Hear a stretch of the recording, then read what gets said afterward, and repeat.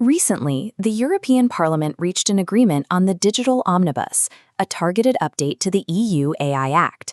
The headline coming out of Brussels had tech executives breathing a collective sigh of relief. Compliance for high-risk AI systems is officially delayed. Those deadlines have indeed been pushed back. Systems falling under Annex 3 now face a December 2027 deadline, while Annex 1 products are pushed to August 2028. The immediate temptation in the C-suite is obvious. Why not scrap your 2026 compliance roadmap and shift those legal and engineering budgets directly into product development? But the omnibus delay is a targeted simplification of the rules. It leaves several immediate mandatory deadlines in place. These massive operational requirements remain fully active, and some are hitting in a matter of months, completely unaffected by this new high-risk extension. And the penalties for missing them are severe. The highest tier of fines reaches 35 million euros, or 7% of global turnover. Map public perception against the actual engineering reality, and a different picture emerges. On the bottom track, AI literacy mandates hit February 2025. General-purpose AI obligations took effect August 2025, and mandatory watermarking lands firmly on December 2, 2026. Surviving 2026 requires separating the noise from the signal. You have to focus your engineering resources exclusively on the mandatory work streams and safely ignore the rest. The first priority for your engineering and legal teams this year is comprehensive inventory and risk classification. This requires a rigorous audit. Your teams need to find and categorize every AI system operating within your organization, whether it was built internally, procured from a vendor, or embedded in existing software. Under the revised rules, a self-assessment that your system is out of scope is a public filing, not an internal record. You must register that decision in the public EU database. Documenting all of this establishes a definitive baseline of your organization's exposure to European jurisdiction. This baseline ensures that embedded high-risk tools like AI HR screeners or autonomous robotics don't fly under the radar. Getting this right demands heavy cross-departmental labor from your legal, IT, and product teams right now. Putting in that labor today prevents a rushed, chaotic classification crisis when the actual 2027 deadlines arrive. Priority 2 is watermarking and synthetic content disclosure, which carries a firm deadline of December 2, 2026. This requires serious engineering.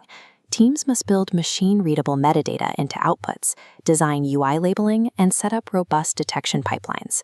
This applies to any generative AI feature outputting content to users within the European Union. Building this will cannibalize roughly 7 months of product engineering sprints this year. But failing to build it guarantees a total market block by December.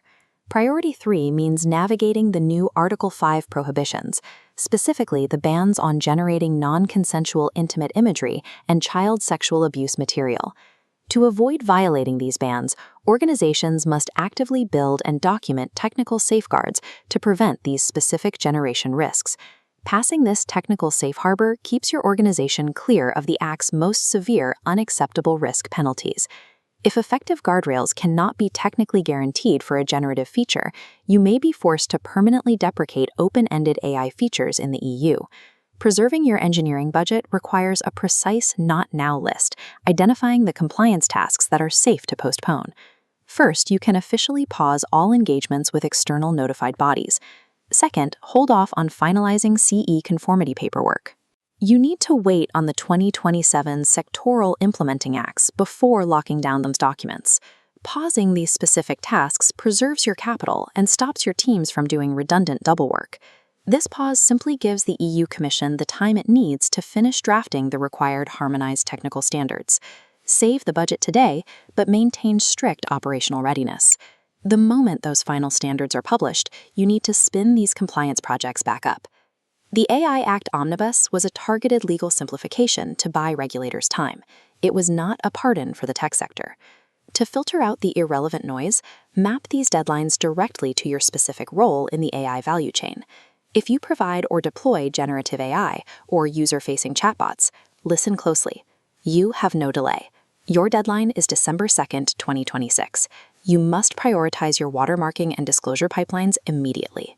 If you deploy high-risk AI, like back-end HR screening tools, credit scoring algorithms, or medical devices, your situation is different. You have breathing room until late 2027 or 2028. Do not hire external auditors yet. Instead, use this year to build a flawless internal inventory. And if you are a US or non-EU company whose AI outputs touch Europe in any way, you must begin AI literacy training for your staff immediately. That requirement has been legally active since February 2025. In regulatory compliance, early visibility is cheap. Retroactive architectural fixes are incredibly expensive. Build your inventory now.